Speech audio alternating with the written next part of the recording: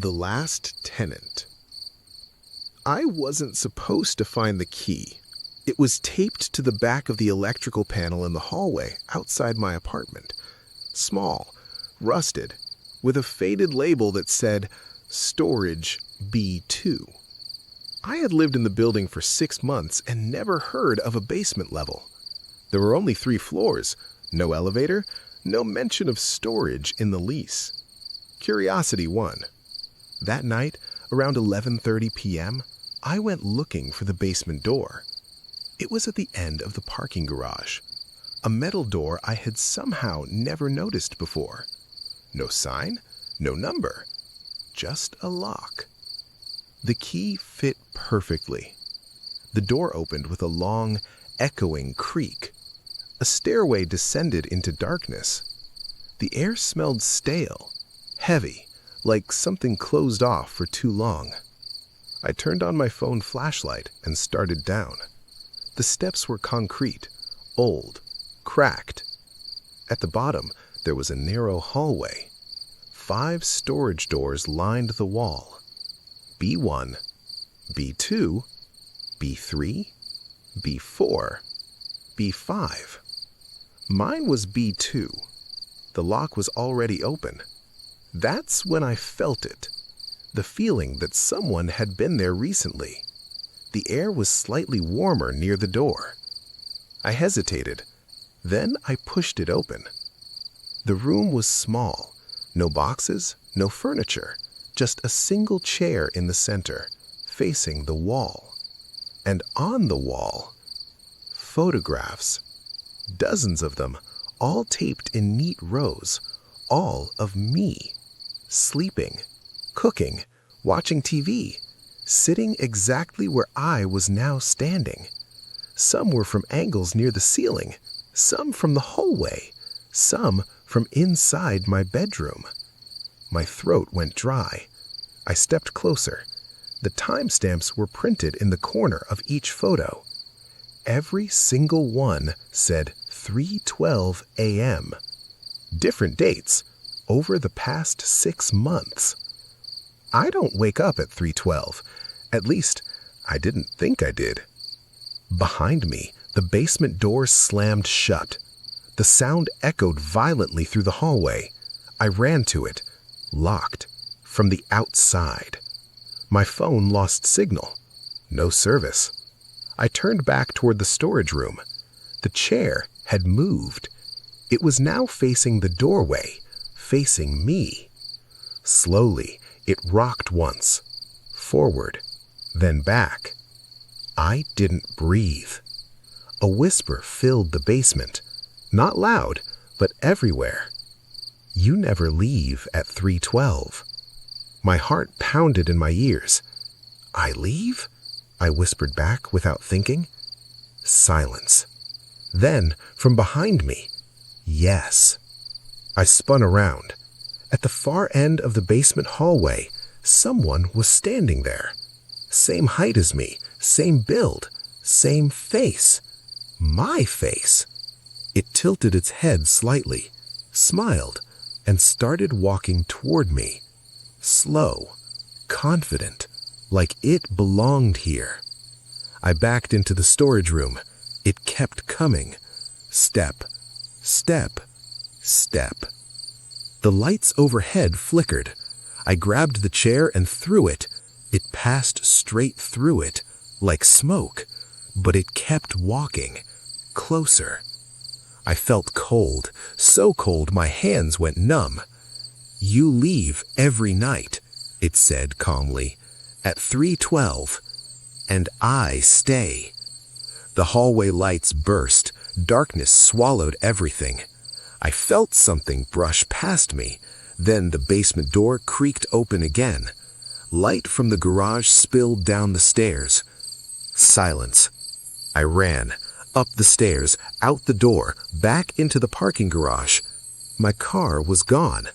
My apartment door upstairs was locked. And when I checked the mailbox, my name wasn't there. Only one label, apartment 2B, occupied. For 6 months, by someone else. The photo on the mailbox card showed a familiar face. Mine. Smiling. Apartment 307. When I signed the lease, the real estate agent said something strange. If you wake up at 3:07 a.m., don't just look at the clock. He laughed. I laughed too. I assumed it was a joke. The apartment was cheap. Too cheap, so I didn't ask questions. The building was old, but clean. 3 floors. My unit was on the 2nd floor, at the very end of the hallway. The first few days were normal, until the 4th night. I woke up with a strange feeling. No noise, no light, just a feeling. My hand reached for my phone. 3:07 a.m. The moment I saw it, something tapped softly in the kitchen. I froze. Probably the fridge. Old buildings make noises. I closed my eyes. Tap. Closer this time, from the hallway. Then footsteps.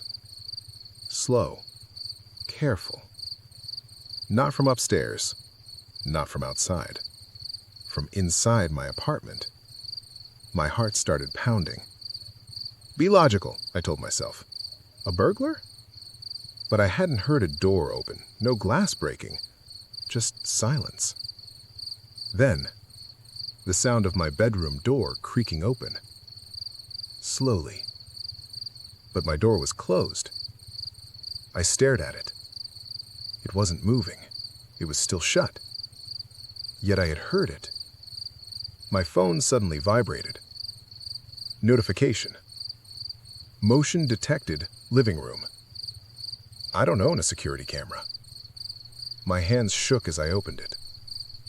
A black and white video feed appeared. The angle was from the top corner of the ceiling. My living room was empty. But something was wrong. The couch had moved. I was sure I had pushed it flush against the wall earlier. Now it was a few inches forward. I kept staring. No movement. No one there. Then the screen flickered. Static lines crossed the image. And when it cleared, someone was standing in the middle of the room. Very tall, very thin.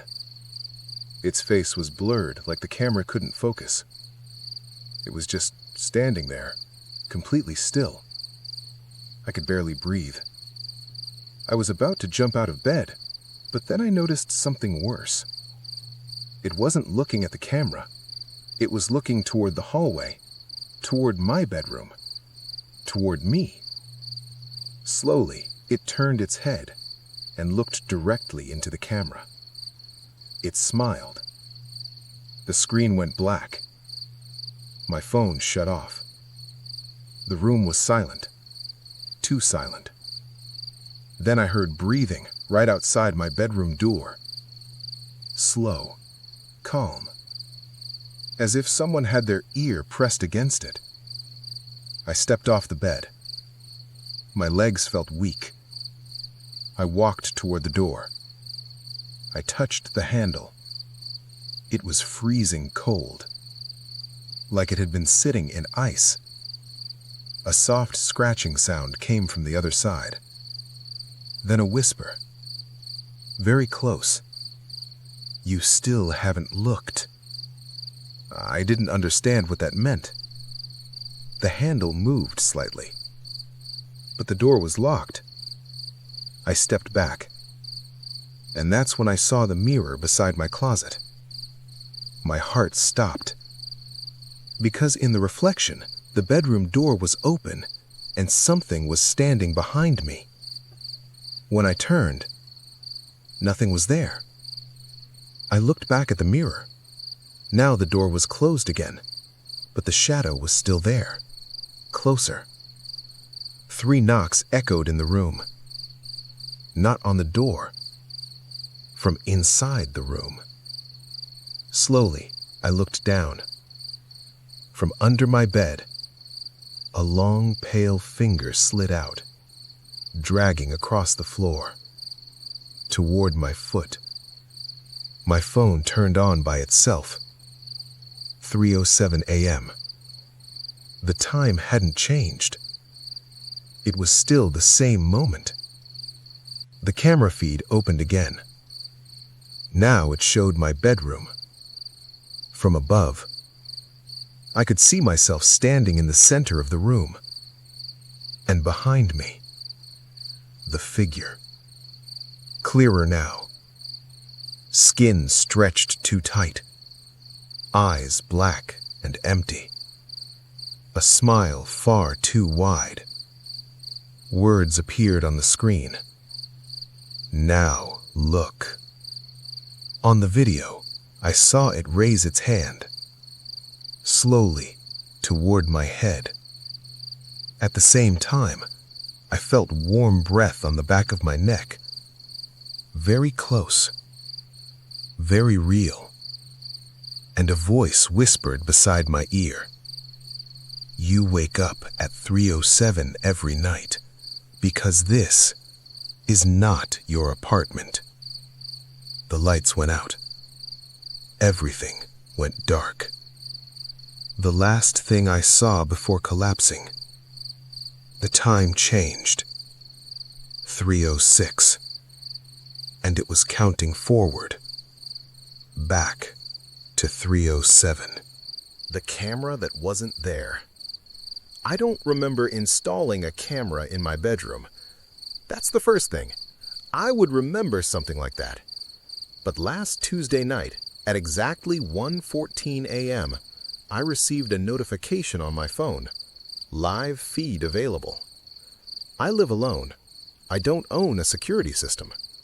I stared at the notification for a full minute before tapping it. The screen opened to a video, black and white, grainy. The angle was from the top corner of my bedroom, pointed directly at my bed. At me, sleeping. I dropped the phone. The video kept playing. I could see myself breathing slowly under the blanket. The timestamp in the corner read 1:13 a.m., 1 minute ago. This had to be a glitch, some kind of spam. I picked the phone back up. The camera angle slowly adjusted, tilted down slightly, centering perfectly on my face, as if someone were controlling it. My chest tightened.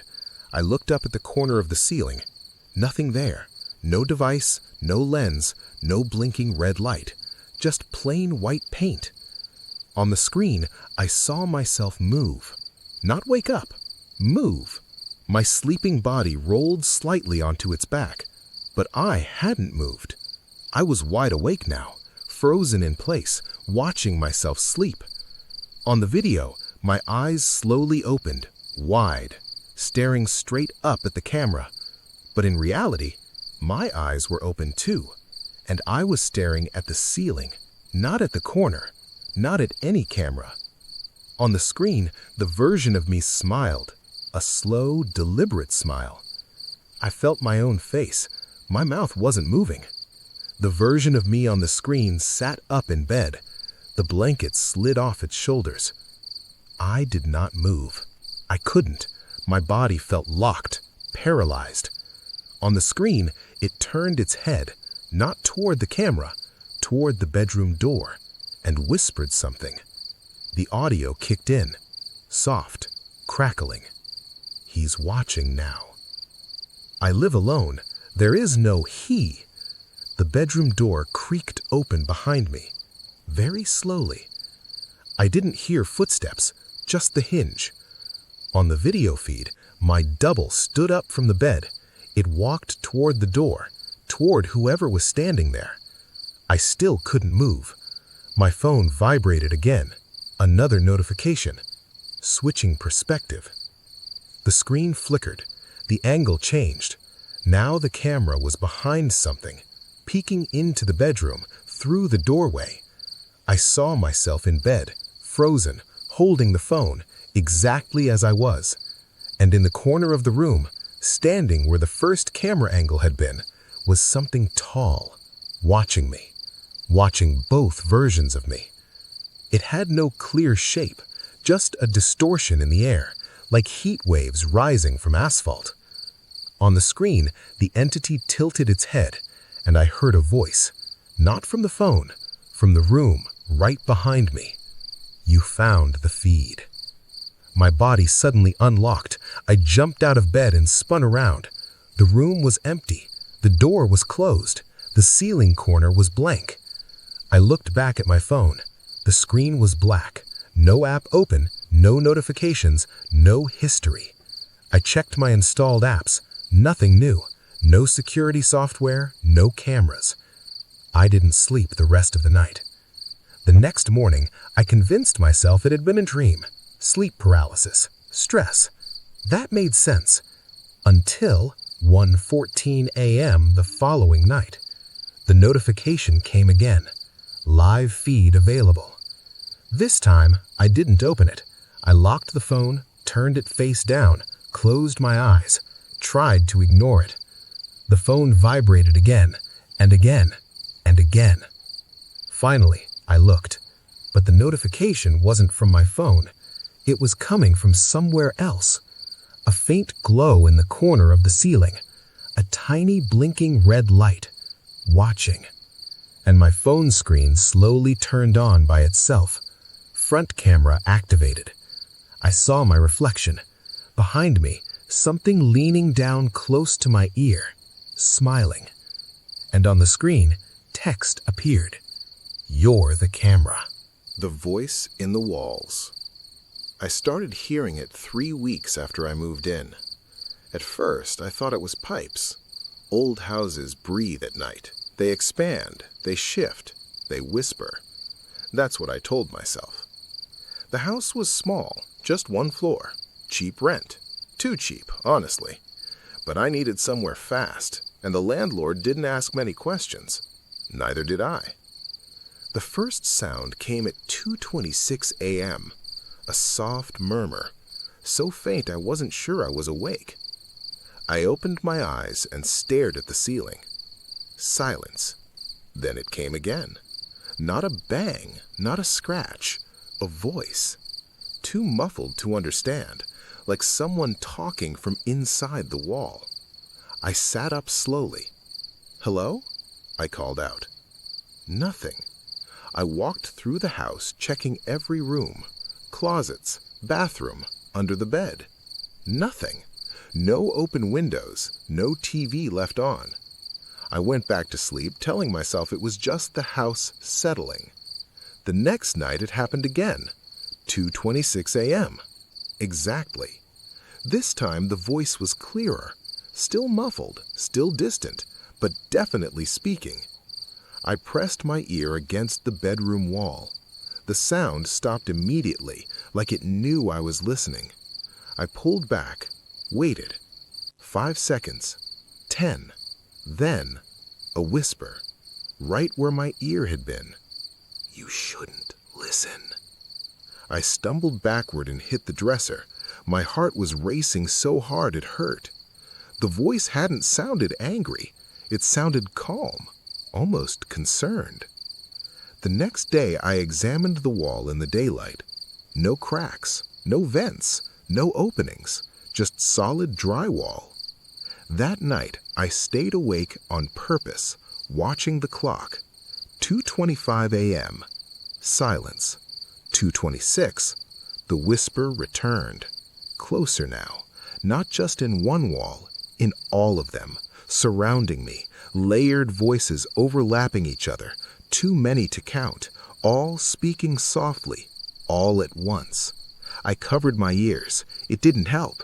The sound wasn't outside. It was inside the walls, inside the space between them.